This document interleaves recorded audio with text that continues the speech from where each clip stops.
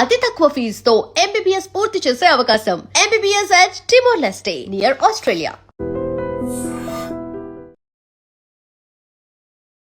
Welcome to I dream. 4 రాష్ట్ర పోలీసులకు most wanted gang Karnataka పోలీసులు చిక్కారు. ఈ క్రెడిట్ బీదర్ పోలీసుకు దక్కింది. 4 రాష్ట్ర పోలీసు వ్యవస్థలను ముప్పతిప్పలు పెట్టి శాంతి భద్రతకు తీవ్ర సవాలుగా మారిన ఒక ఘరానా అంతర్రాష్ట్ర దొంగల ముఠ పాపం పండింది.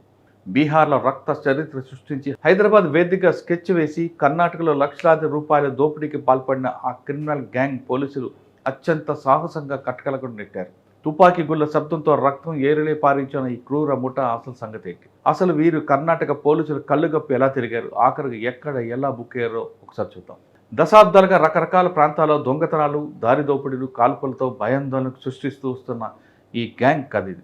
బీహార్ నుంచి కర్ణాటక వరకు, తెలంగాణ నుంచి ఇతర పొరుగు రాష్ట్రాలకు ఈ ముఠా సాగించిన అరాచకాలు అన్నీ ఇన్ని కావు. పక్కా ప్రణాళికతో స్పాట్ ఎంచుకోవడం, అణువణువు పరిశీలించడం, అడ్డు వచ్చిన వారిని దారుణంగా తుపాకీతో కాల్చి చంపడం, ఆపై లక్షల రూపాయల సొమ్ముతో అక్కడి నుంచి జారుకోవడం ఈ నేరగాలకు వెన్నుతో పెట్టిన విద్య.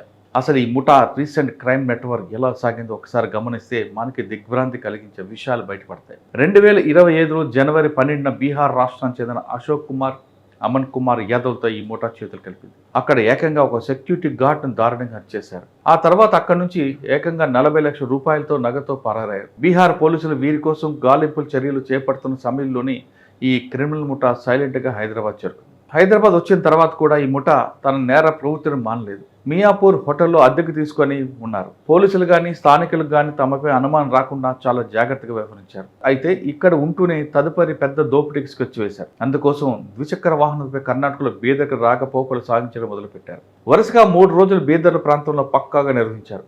ఎవరి దగ్గర ఎక్కువ నగదు ఉంటుంది, ఏ సమయంలో చేరవేస్తారో, తప్పించుకోవడానికి అనువైన మార్గాలు ఏంటి అన్న అంశాలపై చాలా క్షుణ్ణంగా పరిశీలించారు. బీదర్లో ఏటీఎం కేంద్రాలకు రోజు భారీ నగదు తీసుకువెళ్లే ఉద్యోగులను తమ ప్రధాన లక్ష్యంగా ఎంచుకున్నారు. పథకం ప్రకారం జనవరి 16న బీదర్లో ఆ ఉద్యోగులను అడ్డుకున్నారు. క్షణాల వ్యవధిలోనే తమ వద్దన తుపాకులతో ఉద్యోగులపై దారుణంగా కాల్పులు జరిపారు. ఆ దెబ్బకు ఉద్యోగులు తీవ్ర ఆందోళన చెందారు. అక్కడే ఉన్న 93 లక్షల రూపాయలు నగదు తీసుకుని అక్కడి నుంచి క్షణాల మాయమయ్యారు. ఈ భారీ దోపిడీ తర్వాత అక్కడి నుండి నేషనల్ హైవే మీదుగా హైదరాబాద్ చేరుకున్నారు. బీదర్ పోలీసులు కేసు నమోదు చేసుకుని వెంటనే దర్యాప్తు ప్రారంభించారు. అయితే దొంగలు మాత్రం ఎంతో తెలివిగా అఫ్జల్గంజ్ ప్రాంతాన్ని చేరుకుని రోషన్ ట్రావెల్స్ వద్ద 2 టికెట్స్ బుక్ చేసుకున్నారు. సాయంత్రం బస్సులో ప్రయాణించేసి వాళ్ళకు అనుకున్న ప్లేస్కి పారిపోవాలని ప్లాన్ చేసుకున్నారు. కానీ ఈసారి పోలీసుల నెట్వర్క్ దొంగల ప్లాన్ కంటే వేగంగా పనిచేసింది. బీదర్ ఎస్పీ ప్రదీప్ గారు ప్రత్యేక పోలీసు బృందాలు రంగంలోకి దింపారు. సీసీటీవీ ఫుటేజ్, కాల్ డేటా ఆధారంగా దొంగల కదలికను పసిగట్టాయి. అఫ్జల్గంజ్ ప్రాంతాల్లో బస్సు ఎక్కి ప్రయాణిస్తున్న సమయంలోనే కర్ణాటక పోలీసులు చాకచక్యంగా దాడి చేసి అంతర్రాష్ట్ర దొంగల ముఠా కోసం అదుపులో తీసుకున్నారు. అఫ్జల్గంజ్ ప్రాంతంలో బస్సు ఎక్కి పారిపోతున్న దొంగల ముఠాకి బస్సులో ఉన్న క్లీనర్కి అనుమానం రావడంతో బ్యాగ్ తనిఖీ చేయబోయాడు. కానీ అక్కడే ఉన్న దొంగల ముఠా ఒక వ్యక్తి అతనిపై కాల్పులు జరిపి పారిపోయాడు. దీంతో హైదరాబాద్లో దొంగల ముఠా కాల్పులతో ఒక్కసారి హైదరాబాద్ పోలీసులు అలర్ట్ అయ్యారు. హైదరాబాద్ ఉన్న అన్ని సీసీ కెమెరాలు తనిఖీ చేశారు, కానీ ఎక్కడ కూడా దొరకలేదు. హైదరాబాద్ పోలీసులతో పాటు బీదర్ పోలీసులు సంయుక్తంగా వాళ్ళ కోసం దేశాలకు దాటి వెళ్ళారు. కానీ ఎక్కడ కూడా వాళ్ళ ఆచూకీ దొరకలేదు. దాదాపు సంవత్సరం జరిగింది, అయినా ఎక్కడ ఆచూకీ లేపడంతో హైదరాబాద్ పోలీసులు నేపాల్ నుండి వెనక్కి వచ్చారు.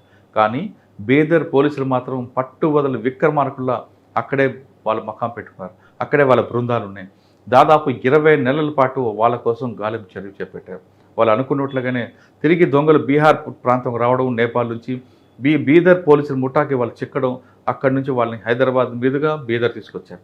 అంటే ఒక కేసులో ఎంత ప్రెస్టేజ్కి వెళ్తారో పోలీసులు అనేది బీదర్ పోలీసులు చూసి అలవాటు అవుతుంది. కాలం గడిచింది, ఇక దొరకరు వీలు ఆ నిరాశ చెందుతున్న సమయంలోనే వాళ్ళు మాత్రం ఎక్కడో దొరుకుతుంది, ఏదో క్లూ ఉంది, ఖచ్చితంగా వాళ్ళు పట్టుకొని తీరాలని వాళ్ళ సంకల్ప బలానికి అది తోడైంది. దాంతో ఏ దొంగలైతే 93 లక్షలతో పారిపోయారో అక్కడి నుంచి తిరిగి బీహార్ రావడం, కానీ వాళ్ళకి తెలియదు బీదర్ పోలీసులు బృందం అక్కడ ఉందని. వెంటనే వాళ్ళని పట్టుకోవడం, వాళ్ళకి హైదరాబాద్ మీదుగా బీదర్ తీసుకొస్తున్నారు. వాళ్ళు తీసుకొచ్చిన తర్వాత ఇప్పుడు కేవలం బీదర్తో పాటు హైదరాబాద్, అదే యూపీ, బీహార్ ఈ 4 రాష్ట్రాల్లో వాళ్ళ మీద ఉన్న అన్ని కేసుల్లో కూడా ఒక కొలిక్కి వచ్చే అవకాశం కనిపిస్తుంది.